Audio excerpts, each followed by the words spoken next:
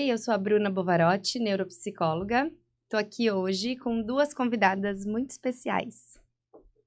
Meu nome é Luísa, sou neuropsicopedagoga e sou diretora do Espaço Arco-Íris. Eu sou a Isabela, tenho 23 anos e eu sou aluna que faz Arco-Íris São Luísa.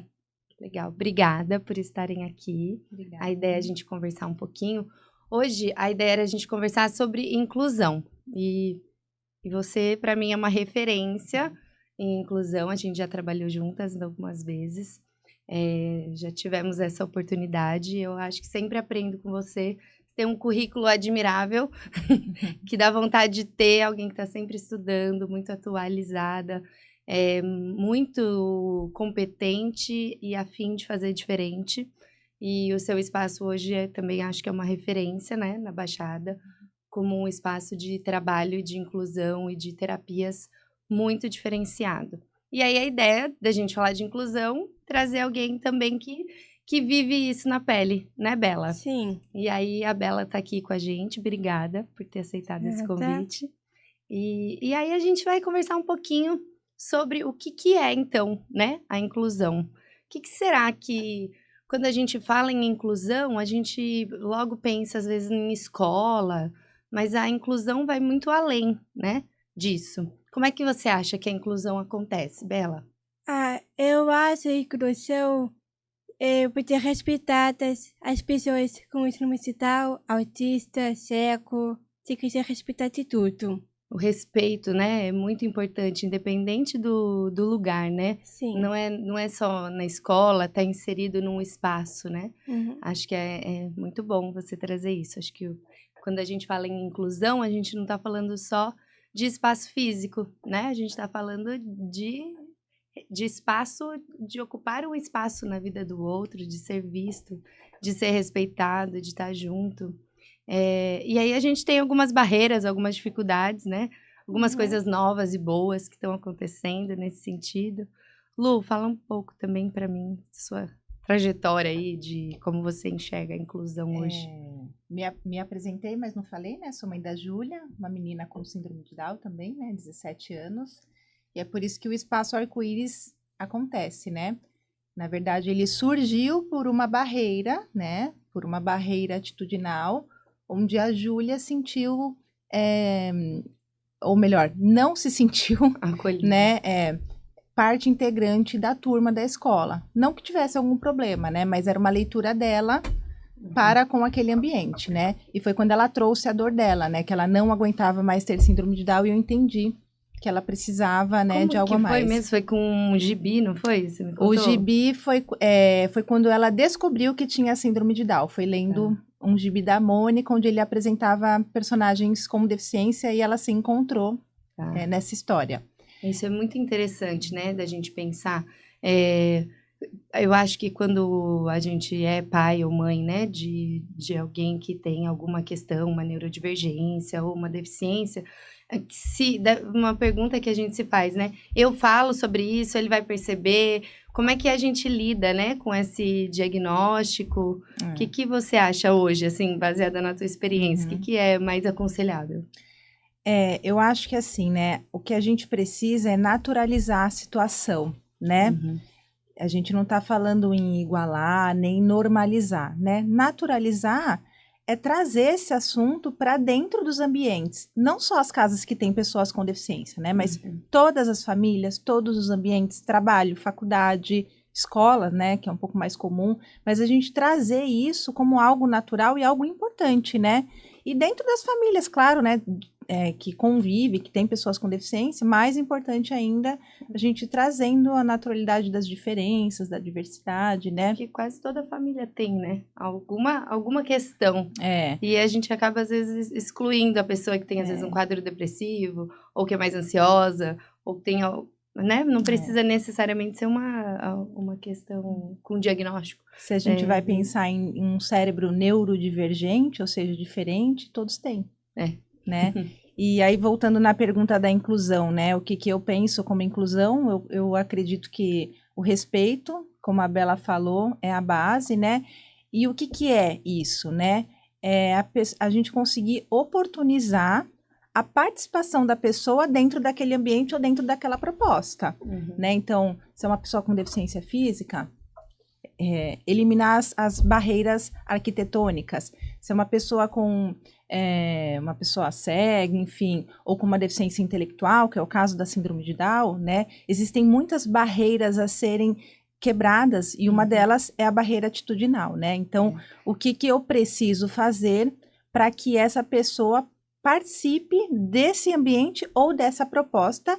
E eu acho que, assim, o mais importante é quando fazer, precisa estar feito na hora, né? Então, se eu recebo um aluno de inclusão, eu preciso me antecipar para oportunizar a participação desse aluno daquela proposta. Não é de repente, né, como um almoço que a gente abre a geladeira e fala, deixa eu ver o que eu tenho aqui que eu vou fazer o almoço. Não é assim, precisa de né? um planejamento maior, né? Acho que quando você fala, né, de barreira atitudinal, então é essa disponibilidade de atitude de quem recebe, de quem está na relação, para poder proporcionar essa inclusão, né? Isso, questão de atitude. Diminuir o capacitismo e oportunizar, né? Ô, Bela, você lembra de quando você entendeu que você tinha a síndrome de Down? O que era? Como que foi para você? Então, eu gosto muito de ser esse instrumento e tal, porque eu sou muito especial. Eu tenho amor de várias pessoas que consideram isso. Na minha família, eu tenho muito carinho pela minha família, para minha irmã, minha mãe, meu pai, de todo mundo. Sim. Eu tenho muito carinho para eles. Sempre foi muito amada. Fui muito amada e sempre vou ser amada. Com certeza. Você distribui amor, né? Então vai ser amada também. E é importante, a família acredita na Bela, né? E oportuniza, né? Você estava até me contando hoje, né? Que vou aqui perguntar e você me responde. Qual que é o seu maior sonho? Meu maior sonho é poder morar sozinha. Morar sozinha. E aí, para fazer isso, você me contou que já participou de uma expedição. Sim. Não foi? Como que foi isso? Foi muito bom. Foi o programa do Alex Duarte, da Expedição 21. E ele me ajudou muitas coisas, inclusive tirar o meu medo. Porque eu tinha medo de montanha-russa. E eu enfrentei isso, e ele me deu coragem e eu fui em todas. Olha que legal. É uma experiência, né, para vencer os medos dessa barreira, então, de independência, de autonomia. Você me contou que foi a primeira vez que você viajou para fora do país sem seus pais, Sim. Né? Foi uma viagem, então, é um projeto também que viabiliza esse tipo de vivência, né? Muito bacana, muito, né? Legal. Ter pessoas que pensam num projeto como esse para poder proporcionar essa experiência e ter noção ali do que a gente precisa quando a gente está sozinho. O que você descobriu ali na hora que você talvez nunca tivesse parado para pensar, assim, falou, nossa, nunca tive que resolver isso sozinha.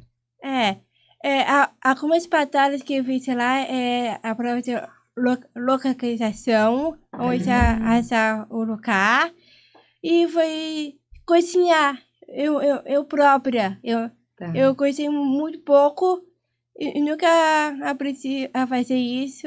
E eles me ensinaram muita coisa. Tá, olha que legal. Tem que cozinhar sozinha. Sim. Ter que se achar, se localizar nos lugares. Que legal. E eu espero muito o Alex sobre isso. Que tipo, que é uma autonomia. Quem quer morar sozinho vai ter que fazer esse desafio. E acho que esse programa é o maior programa que eu já participei e é muito bom. Que legal, muito interessante, né? É bem legal mesmo. E lá no espaço, Lu, assim, as oficinas, né? Que tem um monte de coisas também que tentam, que buscam, né, construir essa autonomia. Quais oficinas você acha que já foram, assim, mais interessantes? Você percebe que eles estão muito envolvidos, que se deparam, né, com essas dificuldades? Como é que é? As oficinas surgiram, né, por essa dor da Júlia, né, de não querer ocupar esse lugar que ela ocupava, né, da deficiência. E então eu estudei primeiro, né, e aí eu criei as oficinas inclusivas. Hoje a gente tem 2 oficinas para adolescentes, que é de matemática, pensando em autonomia, né, em vida adulta, independência, morar sozinha, e a de gamificação, que é uma técnica que usa jogos e dinâmicas para eles enfrentarem desafios da vida real, mas de forma lúdica, mais divertida, né? E é muito legal, porque praticamente, assim, na totalidade deles, eles chegam nas oficinas sem atitude, né? Então, eles se colocam um pouco, eles falam um pouco, eles têm pouco empoderamento, pouco posicionamento, sabe? Senso crítico. E lá a gente... Incentiva exatamente. Exatamente, a gente considera muito tudo que é dito, né? É tudo discutido em grupo, né? E assim, a gente dá um lugar de escuta para eles, né? E a gente respeita e a gente desenvolve esse senso de autorrespeito. Então, você precisa ser ouvido e você precisa ser respeitado, né? E eles vão ganhando um empoderamento, isso se torna tão grande assim dentro da oficina e depois eles vão generalizando isso para fora e é o mais legal assim, quando as famílias trazem relatos de coisas que a gente treinou, que a gente faz, né? Então, assim, a generalização do conceito, né, traz a certeza de que estamos indo pelo caminho certo, né? Nossa, que emocionante, né? Muito legal. É uma delícia trabalhar dessa forma. Porque a gente, infelizmente, enfrenta muitas barreiras, né, Lu?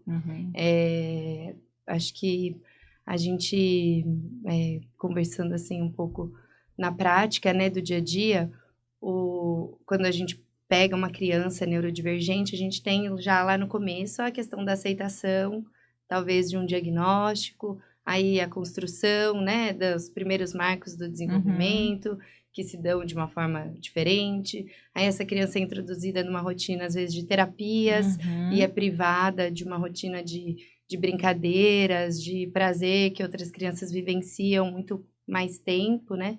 Aí vem a escola, traz dificuldades, e aí tem as dificuldades que os adultos também acabam trazendo, né? Muitas vezes o excesso de cuidado também, né, por parte da família, né?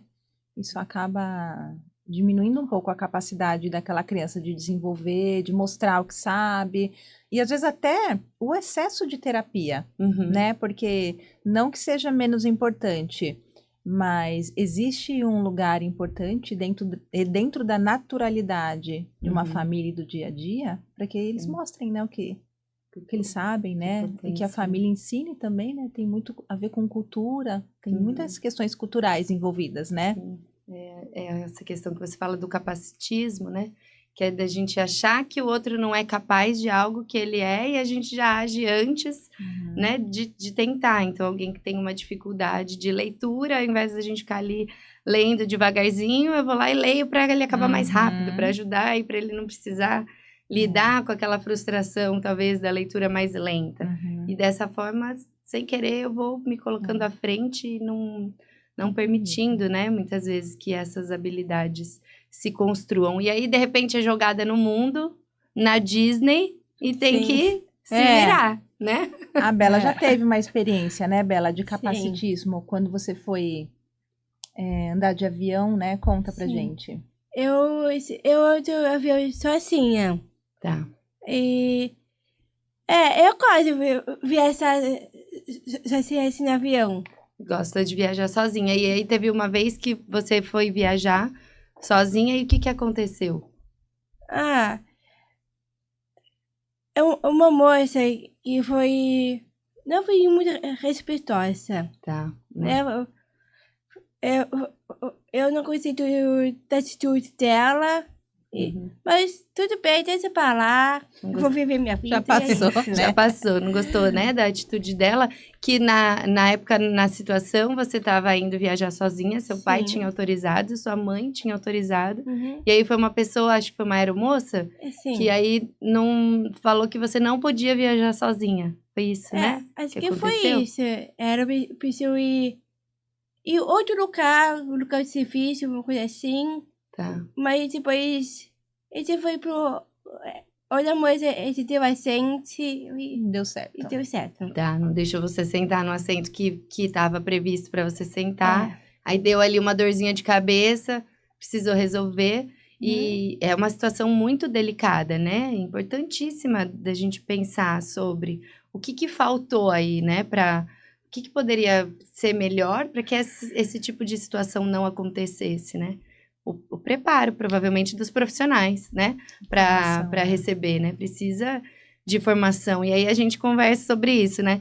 Quantas vezes a gente entra numa escola para tentar oferecer alguma formação por conta até da demanda que a gente percebe no consultório, e não tem espaço, né? Não tem abertura, muitas vezes nem para um trabalho gratuito, né?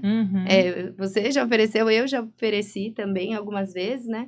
Não, eu venho voluntariamente, ou os pais vão pagar como se fosse um atendimento, e a gente faz um trabalho com a turma, desenha, né, qual vai ser o trabalho, explica todos os objetivos, e muitas vezes a escola não abre, né, esse espaço de formação, nem para os professores, nem às vezes para os alunos, e às vezes abre e também tem uma atitude, né? Não tem atitude. Não tem atitude.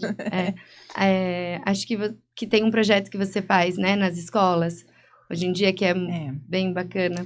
Eu já estive, né, dentro de escola, então, como psico-OP dentro de uma escola, então já fui escola, né, é outro lugar, né? Sim. Psico-OP, né, clínica e mãe. Então, eu já percorri os 3 lugares. 3 lugares, tá? Mãe de criança que precisa de inclusão, professora, que tá lá dentro no dia a dia, e agora clínica. E eu gosto, além de eu gostar, eu acho que não existe outro caminho senão estarmos dentro dos ambientes, né? E estar na escola, para mim, eu gosto muito de fazer isso. Eu acho que a gente lança muitas sementes, né? Então, eu sempre trabalho dentro das escolas com orientação, né? Muitas escolas hoje mais abrem as portas, nos escutam, só que o difícil é realmente a atitude, colocar na prática, de forma antecipada, planejada, coerente, objetiva, né? Falando mais de escola mesmo, né? Qual que é o objetivo da turma? Eu preciso conectar ele com o objetivo do meu aluno. Eu não posso desconectar isso, né?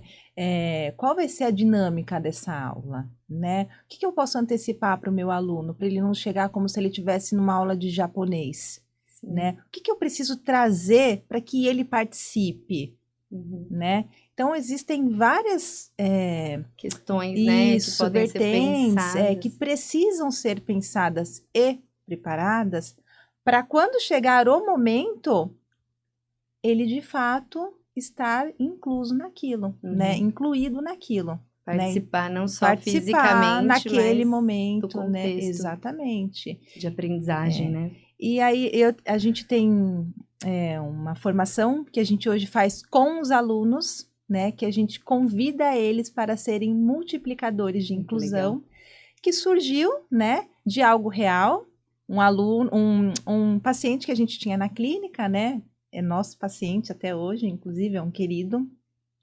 E ele teve uma questão com óculos escuro, e a gente conversando com a equipe para ele tirar o óculos. Ele vestiu o óculos na sala, né? E uma aluna chegou para ele e falou: olha, você fica muito mais bonito sem o óculos. E ele tirou e nunca mais colocou. E a gente viu o impacto que esses colegas de classe tinham para aquele adolescente, né? Então, e não é só para ele, né? O quanto que esse tipo de fala importa, né? Entender a importância. E aí surgiu, né? Não, a gente precisa falar com estudantes, né? E a gente tem essa formação, né? Que a gente fala um pouco de deficiência, a gente fala da deficiência adquirida, né? Ou seja, ninguém está livre de adquirir uma. E a gente traz formas deles conseguirem, né? A gente chama do movimento que arrasta, então se movimentar e arrastar muitas pessoas num movimento inclusivo, né, multiplicando, porque o que eu faço é muito maior do que o que eu falo, né? Então, multiplicando esse movimento de inclusão.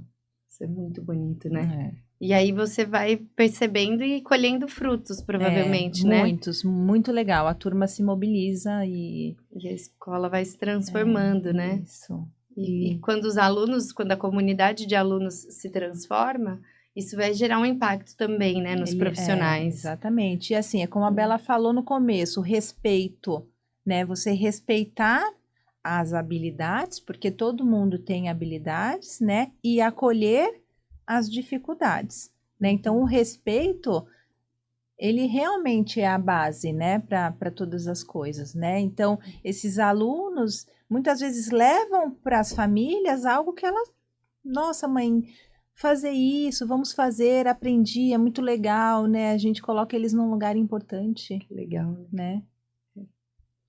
que bonito isso. Ô, Bela, deixa eu te perguntar uma coisa. Você hoje à tarde, a gente estava batendo um papo, você me contou que você gosta de dançar, Sim. né? Me fala das atividades que você faz, o que você gosta mais, como é que é para você participar dessas atividades? Então, eu gosto muito de dançar, inclusive o pós da dança é um lugar muito bom para dançar. Como a frase deles diz, quem dança é mais feliz. Uhum. É isso que a dança me faz fazer, me deixar feliz. Eu tenho isso em comum com você, eu também acredito nisso. Quem dança é mais feliz, né? Eu É. adoro dançar também, dancei a vida toda. É muito gostoso. E você gosta também de quê, além de dançar? Eu gosto de cantar, fazer esporte, não importa o que seja, eu escuto de tudo. Esporte também, de tudo. Tênis, musculação, luta, de tudo. E até no seu perfil, né, do Instagram, tem bastante coisa de esporte, né? Tem sim. E você gosta de falar sobre saúde, de pensar em hábitos Sim, de vida que são saudáveis sim. e conversar com as pessoas, né? Uhum. Você acha que quando você posta, o que você gera nas pessoas? Eu, É um tá, jeito é um jeito seu de se comunicar com os outros, sim, de se eu sei de comunicar? comunicação, né? Uhum. E por isso que eu também eu vou começar a trabalhar também. Agora você vai começar a trabalhar, tá num emprego formal, né, Bela? É. Como que foi essa experiência sua de trabalho, assim? Por que que você resolveu começar a trabalhar? Então, eu já trabalhava em outros lugares Uhum. e eu achei essa loja, porque eu acho muito bonita essa loja, que é a Farm, que toda roupa que eu tenho é dessa Você loja. gosta? Uhum. Hum. E acho que eu vi mais pessoas, mais amizade, mais amigos, pude conversar bastante, e isso vai me ajudar bastante. Você me contou um pouco que suas outras experiências de trabalho foram empregos assim, que tinha alguém conhecido, né? Uhum, E que você estava num ambiente mais familiar. E isso. que esse, pela primeira vez, você foi sozinha, Sim. entregou seu currículo num lugar que você não conhecia ninguém, né? Uhum, Porque você achava então essa loja bonita e sim. queria estar lá trabalhando e você também pensou, né? Puxa, eu quero muito morar sozinha. Para eu poder morar sozinha, preciso É, me manter. Para eu é. me manter, Sim, para isso, para manter, precisa um bom trabalho, um trabalho digno, um trabalho de verdade, poder receber, mu- poder salário. receber salário muito bom para poder fazer isso. Para poder se manter. E aí É, você foi, entregou seu currículo e você foi chamada, né? sim. Você disse que foi uma surpresa quando te ligaram. Foi do nada isso. Então vai sair do arco-íris. E eu coloquei uma música do Tchequinho, É, que é a música que vai música de sorte. uma música de sorte. Né? E do nada, eu já tinha escutado a música, do nada parece uma sorte pra mim com essa oportunidade. Que delícia, né? Uhum. Que alegria. E agora que você vai começar esse trabalho, né? Sim. Você já fez algum treinamento, alguma coisa? Você já foi lá conhecer? Não, eu conheço porque Frequentava a loja. eu já frequentei, já separei já em loja, né? Eu conheço essa loja porque essa loja é da Farm, é do Rio. Porque minha mãe mora do Rio. Ah, e isso é por isso que tem essas viagens de avião sozinhas, né? Sim. Quando eu vou pegar o avião de manhã, eu poder cuidar da minha mãe lá no Rio. Tá. Ela mora lá com minha irmã. E de 15 dias eu vou lá. Coisa importante. Ano Novo, Natal. Por aí, nesse feito assim, eu tô sempre lá. Bela, e como que você se sente quando você tá sozinha nesses momentos, assim, de voo, quando você tá completamente sozinha, como é que você se sente? Tranquilo, eu gosto de avião, eu sei fazer de boa, eu não tenho Fica com medo? Não fico com medo, não. Dá de 10 em um monte de gente que tá lá, Sim. desesperado, suando frio, precisando de um calmante. É. Com medo de Eu, no altura. caso. Você vai numa boa. E já teve algum momento que você tava sozinha e você ficou com medo ou preocupada? Ou... Então, uma coisa que eu não gosto de avião, eu poder viajar meio da chuva. Tá, quando tá chovendo, e aí o avião entra naquela nuvem que já tá preta. Acho que turbulência, assim, eu não gosto. Uhum, aí dá medo em todo mundo, até em quem não tem. Aí já aconteceu isso, um avião, um voo que eu já tive com meu pai, tive isso, demorou pra puxar, e só essa parte eu não gosto. Essa parte Ninguém gosta. Também não gosto, é muito ruim, né? Quando a Uhum. gente fica com medo, assim, da Sim. turbulência. Mas em outros momentos, mesmo que não seja assim, voando, tem situações que você se sente desamparada? Não. Não tem muito. Eu não tenho muito, não. Tem muita coragem de viver. Sim, eu sou muito corajosa. Eu adoro me aventurar. Tudo que é radical, eu aventuro. Uhum. Tomar vacina, tirar sangue, eu tiro de boa. Até isso? Sim. Poxa, você é corajosa mesmo. Porque se aventurar, geralmente é coisa boa, né? Uma viagem, um passeio. Mas aí já... Um passeio de moto, eu gosto. Tem essas experiências já. A Bela fez algo que eu jamais faria. Eu morro de medo de agulha, né? Ela tem uma tatuagem. É mesmo. Você fez uma tatuagem? Eu tenho. Olha, a letra do seu nome. Sim. Que bonita a sua tatuagem. E como é que foi fazer essa tatuagem? Você fez com quantos anos? Foi muito... Eu gostei de fazer essa tatuagem. Eu não senti nenhuma dor. Não sentiu dor? Não. E eu quis colocar porque é minha letra do meu apelido. Me chama de Bela. Porque você é Bela. Isso. E aí já tatuou o B da Bela. Isso. No seu braço. Ficou linda a sua tatuagem. Você tem vontade de fazer outras? Tenho. Eu tenho sim. E alguém alguma vez já te julgou por ter tatuagem? Porque às vezes a gente sofre preconceito por tatuagem também, né? Sim, tem isso. Tem pessoas que também têm braços fechados de tatuagem. Tem gente que tem o braço todo, né? O meu padrasto tem isso. Tem um monte de tatuagem? Meu padrasto tem um braço de tatuagem fechado do braço. E você acha bonito? Eu acho bonito. Eu não importa as pessoas falarem mal.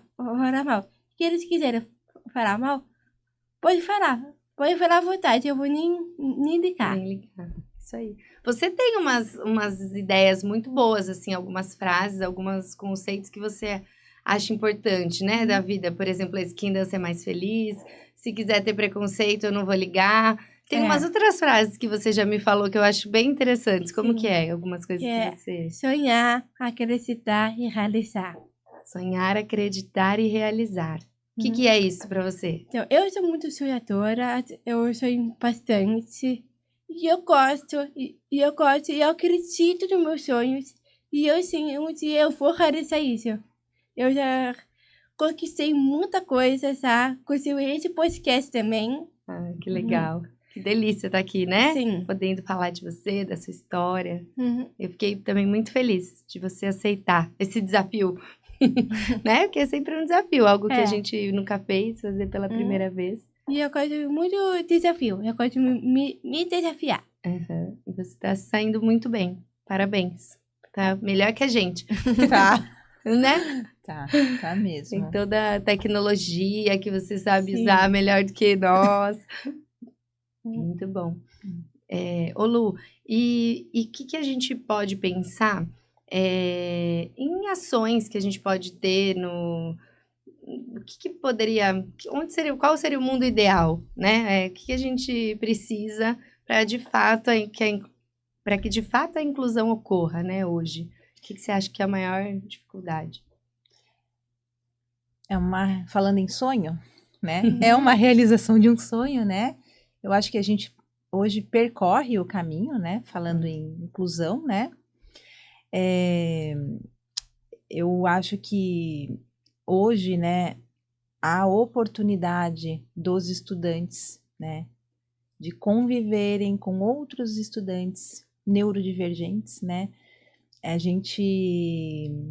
Porque, assim, quando a gente fala de inclusão, que a gente já falou muito aqui, conectado com respeito, né? É isso que a gente pensa pro futuro, né? A gente quer um país melhor, né? A gente pensa muito nisso, né? E o que fazer, né? Na verdade, já está aí, né? Então, Um caminho que a gente vem isso. percorrendo, né? Tem muitos ganhos já, né? Eu acho que a gente já vive uma realidade diferente da que vivia antes, e talvez pensado de um lado positivo, não tão pensando na maior dificuldade, Totalmente mas positivo, totalmente. estar presente hoje as escolas, né? Com salas heterogêneas, com crianças convivendo com questões diferentes, a gente pensando, né, nisso, promove essa mudança na formação, né, do eu, Isso. que é um adolescente se formando, criando a sua identidade, já interagindo de uma forma muito diferente do que era antigamente, né, que tinham as escolas especiais e que era completamente afastado, né, essa realidade, era algo muito distante, eu nem parava para... Nem notava, né? Não percebia, e quando percebia, acreditava que deveria talvez estar distante mesmo, né? E hoje a gente já tem uma realidade um pouco diferente, que foi um pouco colocada assim, sem preparo, né? Aquilo que você fala, antes da gente receber, a gente precisa preparar, planejar para que o aluno possa vir e participar da atividade, mas também isso foi feito de uma forma que não deu tempo, né, para que houvesse esse preparo estrutural, né, Isso, institucional. exatamente. E aí acho que a maior barreira, talvez, né, ainda seja dos próprios adultos, das dificuldades, né, por conta das nossas construções. Na minha opinião, eu acho, na minha vivência, na prática do consultório, acho que onde eu noto mais dificuldade, né, primeiro, não na aceitação em si do diagnóstico, mas no que implica aquelas limitações. É muito fácil a gente cair num julgamento de, ai, tá com preguiça, porque a gente quer valorizar o que consegue, respeita, dá a voz, e aí você entra num espaço que, então ele vai. E esqueço das limitações, né? E não consigo mais medir. E aí eu vejo muito essa dificuldade de julgamento, né? De compreensão. Até que ponto é uma limitação, até que ponto é um corpo mole, é uma preguiça. E aí a gente ainda traz aqueles conceitos, né? Que são pré-conceitos, que tem a ver com essas ideias de capacitismo, até na hora que dá dificuldade, na verdade, para mim, né? Na hora que eu não sei lidar com a limitação do outro, com a dificuldade do outro, eu reajo de uma forma, muitas vezes, que não constrói, né? Que não gera possibilidade. Então, acho que precisa ser muito mais falado, né? Experimentado, aquelas vivências, né? De você ficar sem falar alguns dias e entender como que uma pessoa que não fala se comunica, ficar de olhos fechados, né? Tem exercícios, tenta andar sem ver, como é que você faria nesse ambiente? Fica 20 minutos, né? Vedado no seu na sua casa, né? Como é que você se sente, como você se orienta? Então, são experiências que acho que vai trazendo um pouco mais, né, a consciência do que é a limitação, né? E assim, a conscientização, né? Como você disse mesmo, a inclusão, do ponto de vista geral, ou a princípio, né? Que construção tecnológica esse aluno neurodivergente traz, né? Uhum. Aparentemente nenhuma, mas na verdade é o contrário disso, né? Uhum. Porque a gente está falando de da tecnologia, né? Da Da empatia tecnologia humana, né? É legal você trazer humana, essa isso. palavra, tecnologia. Quando a gente pensa em tecnologia, a gente pensa em celular, televisão. E E existem, tecnologia é o exatamente, que é novo, talvez inovador, né? E aí, infelizmente, pensar a empatia como algo inovador, né? Porque, de fato, né, a gente deveria ser não... primário, né? Mas ainda é algo um pouco precisa distante, ser né? Se construído, colocar no né? lugar do outro, Precisa né? ser pensado. E você falou de inclusão, né? Que parece que foi jogado. E na verdade foi, né? Porque começou lá na Itália, né? E quando eles decidiram escolarizar pessoas com deficiência em escolas regulares. E, inclusive teve o nome de inclusão selvagem. Nossa. E aí deu certo para alguns, mas para alguns não deu certo. E aí eles foram, né? Então tem muito a ver também com políticas públicas, né? Do quanto eu preciso investir nisso, né? Para que dê certo. Então não posso só colocar todo mundo, não é assim.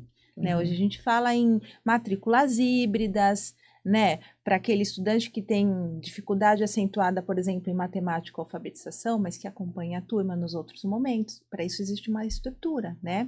Então, que seria a ideia da matrícula híbrida? A matrícula híbrida é assim, não acontece, né? Inclusive, o Brasil, né? No Brasil existe o maior número de escolas especiais clandestinas. Nossa. Por conta disso, né? Vai. E não é assim, né? E lá fora, né? Eles, por exemplo, tem um aluno que não foi alfabetizado, está no 5º ano. Então, não faz sentido ele frequentar as aulas de português. Então, nas aulas de português, ele sai e ele entra numa outra turma onde tem outros estudantes com a mesma dificuldade do que a dele. E aí ele segue aquele currículo importante, né? E volta nas demais áreas. Chama-se isso, matrícula híbrida. É muito legal, híbrida, né? Porque ele está em um ano em algumas matérias. Matrícula híbrida. Exatamente. Olha, que legal. E aqui isso ainda não acontece. Não. Bem longe, né? Disso. Não tem nenhuma política, nem existe essa possibilidade. Eu acho que até no papel talvez tenha alguma coisa, mas na prática, como diz, né, é algo muito macro, né, e muito político, né, e tem muito a ver com verba, né, com questões financeiras, né, e aí fica todo mundo querendo um país melhor, algo melhor, quando a gente, na verdade, é muito simples, né, e que é receber esse aluno de inclusão, né, e fazer com que todos percebam o quanto isso é importante para a gente construir esse ser essa humano habilidade. Hoje a gente pode falar de alunos que terminam o ensino médio com a habilidade do amor, da empatia, né? Do autoconhecimento, porque a gente se coloca, a gente se percebe muito. O que eu estou fazendo para isso, ou o que eu não estou fazendo, né? Então, assim, a gente fala de seres humanos muito melhores do que aqueles que estão focados nas partes cognitivas, né, do ensino acadêmico. Não que não seja importante, mas com certeza as habilidades outras habilidades, né? A ideia também das inteligências múltiplas, né? Dá o mesmo peso e valor, né? Acho que a escola, por muito tempo, foi um ambiente que deu valor só pro ensino mesmo acadêmico ali, né? Do português, da matemática, e tinha esse foco. Foi desenvolvendo mais ou menos o currículo para que houvesse essa aprendizagem para um público bem específico, né? Os que aprendem. Para esses daqui que vão dar um certo desse jeito. Uhum. E aí, quando a gente amplia, né, e olha para a escola como um ambiente de construção de seres humanos, né, porque é onde a gente passa muito tempo da vida, onde constrói as principais relações, onde experimenta, né, a existência longe, né, de casa, então um ambiente menos protegido, se arrisca. Então, a gente está se construindo e quando a gente entende essa instituição como um lugar responsável por toda essa construção, a gente não consegue não pensar nas múltiplas inteligências, né? E aí conseguir valorizar e de fato ter, né, coisas que construam essas habilidades é muito difícil, né? Muito raro. São poucas escolas, infelizmente, que conseguem, né?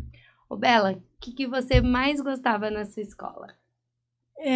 O que eu gostava na minha escola, as pessoas, né? E a minha atividade, sei lá. Atividades? Você lembra de alguma atividade assim que você gostava muito? Educação física. Ah, eu imaginei que era essa matéria favorita. Educação física e matéria. Eu fazia a redação. Redação, de contar histórias. Português, um pouco de matemática. Um pouco. Matemática. A matemática, hoje você faz a oficina de matemática, Sim, né? eu faço. Que é para ajudar aí a lidar com as contas do dia a dia. Sim. Administrar a própria vida. E você já faz algum controle? Você tem conta em banco? Sim. Eu nunca usei aquelas máquinas que tem de caixa eletrônico. Eu nunca usei. Tá. Acho que é isso também. Hoje em dia tá tudo também no celular. No celular você usa? Eu uso meu celular. E tem vários outros aplicativos assim de Itaú, vários bancos mesmo. Que usam pelo celular. Certo. Né? E tem números, tem tudo, como em loja, tem shopping, tem mercados, todos os lugares tem. Que fazer alguma números. Conta. Os números perseguem. Os sites números. E horários também, horas, que horas são.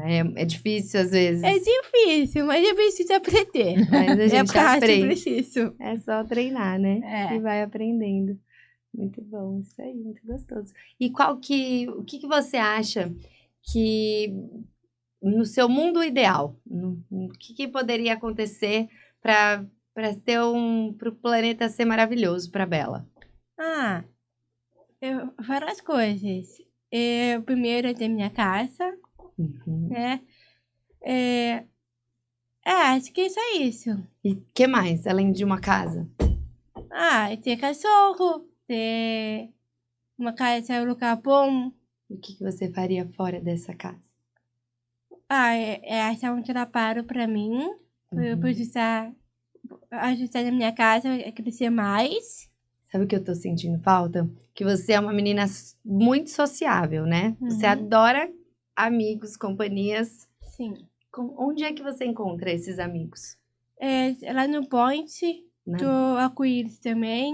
E vários lugares também.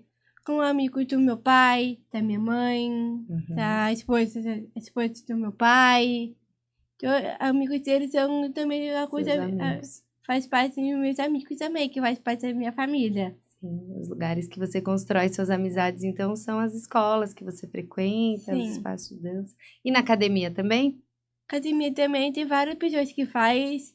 Uma das pessoas que mais gosta da academia são os donos, que é o Tarcísio e o Christian.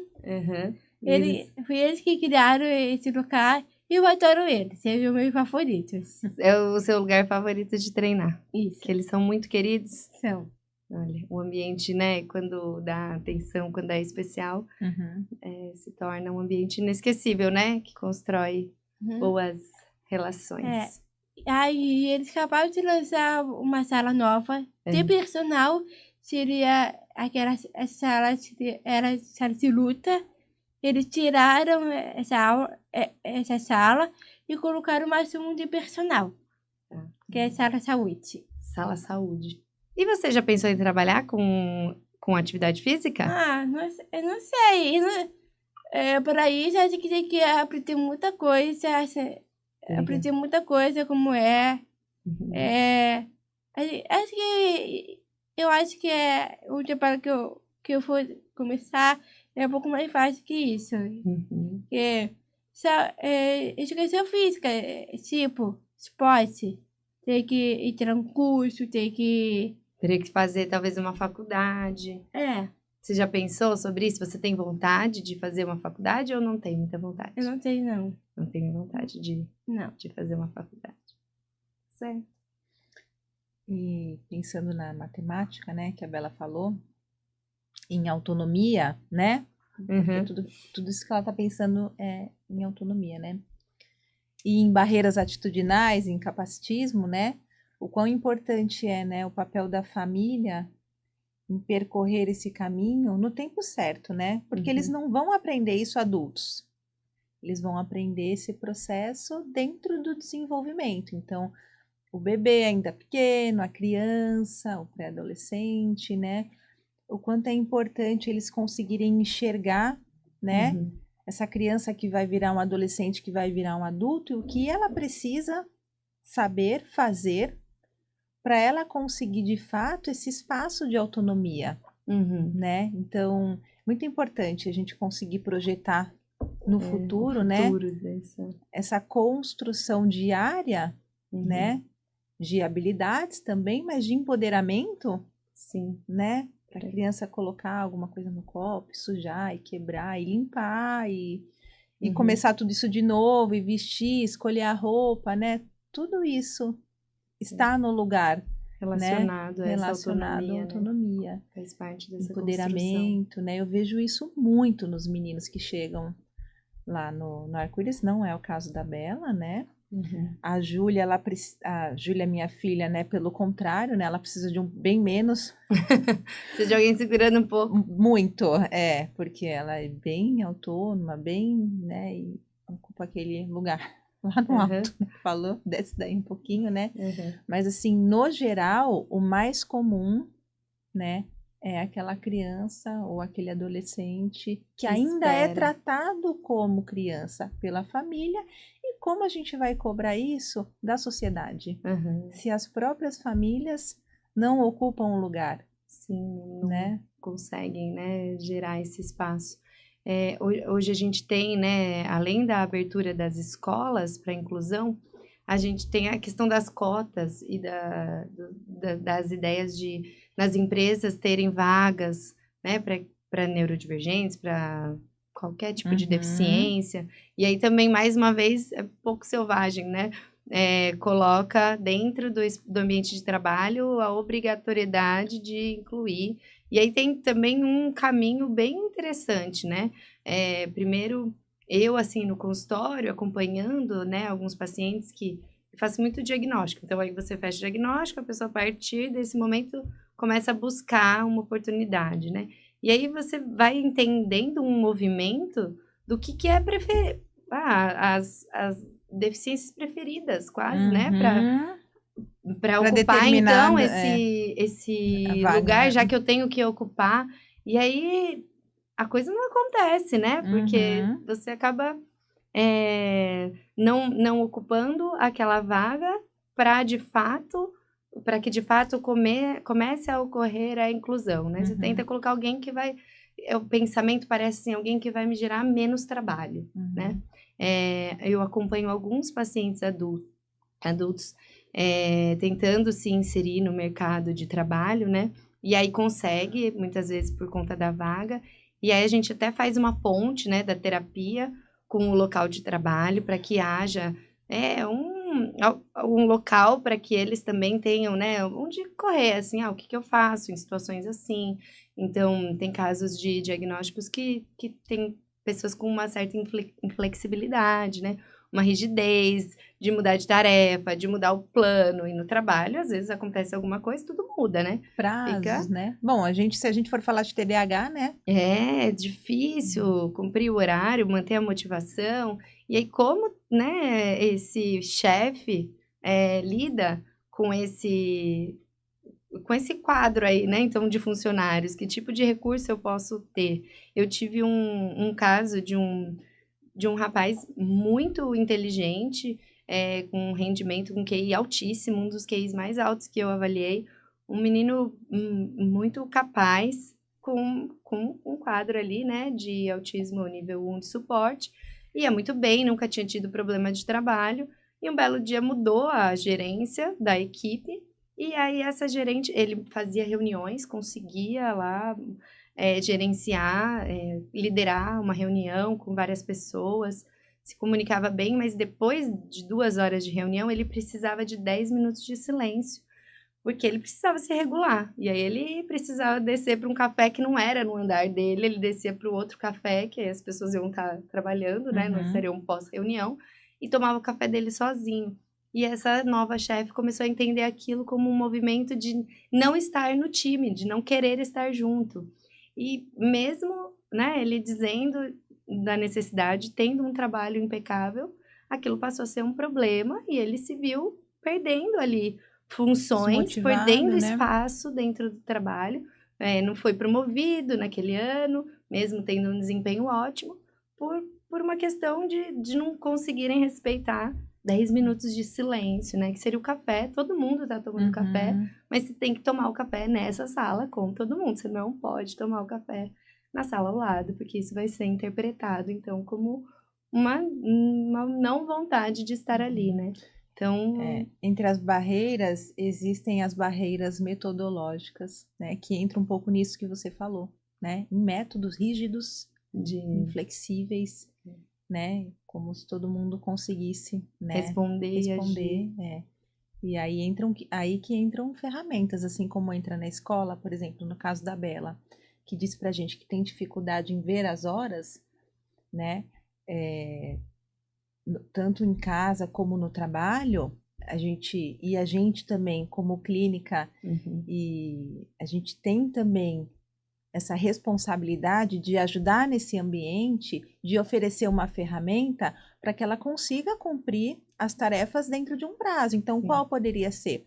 Poderia ser uma rotina. Então, fazer isso, depois fazer isso, né? Organizar a rotina, fazer tantos desse. Ter um temporizador para que entenda aquele tempo passando. Exatamente, né? Um temporizador, né? Então, e como que isso é feito? Primeiro, a gente recebe a pessoa no mercado de trabalho para aquela vaga, analisa, né? Então, vamos ver qual que é a velocidade que ela vai fazer as funções, se ela vai aprender, se vai ser rápido, com que velocidade ela faz aquilo. E a partir disso, a gente pensa em ferramentas, né?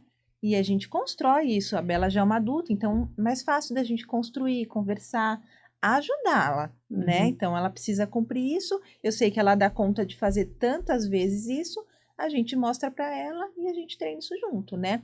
E quando a gente sai desse lugar de trabalho, né? A Bela é adulta, mas a gente, falando de novo em respeito, e a gente vai para a escola, que a gente recebe uma criança pequena, ou até uma criança maiorzinha, mas que não tem, não consegue mensurar o tempo, né?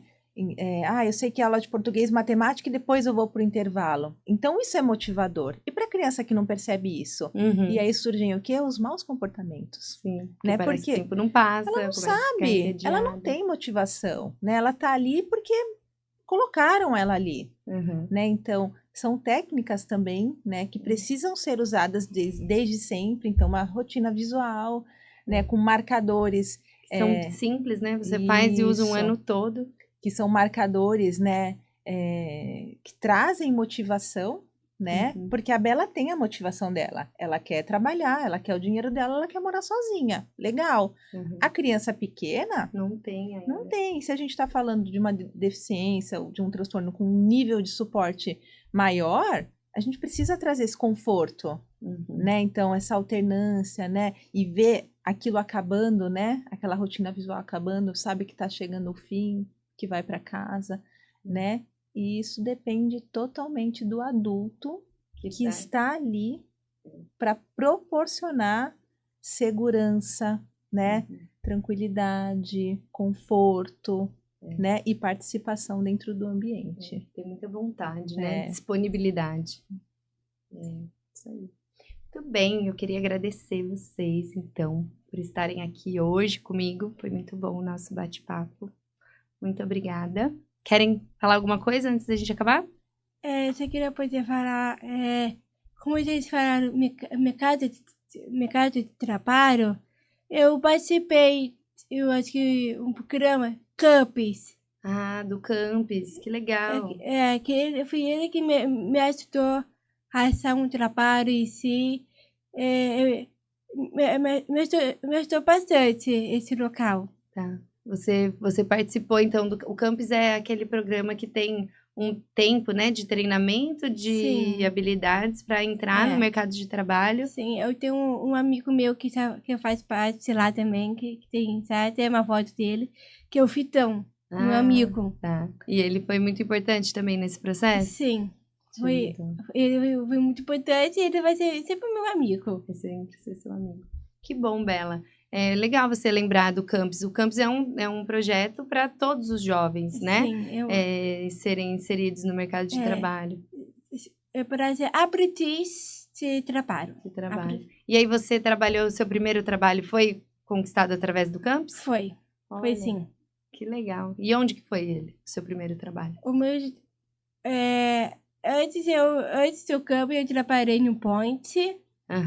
Né? E depois vai ser o campus, mas aí eu tirei numa loja.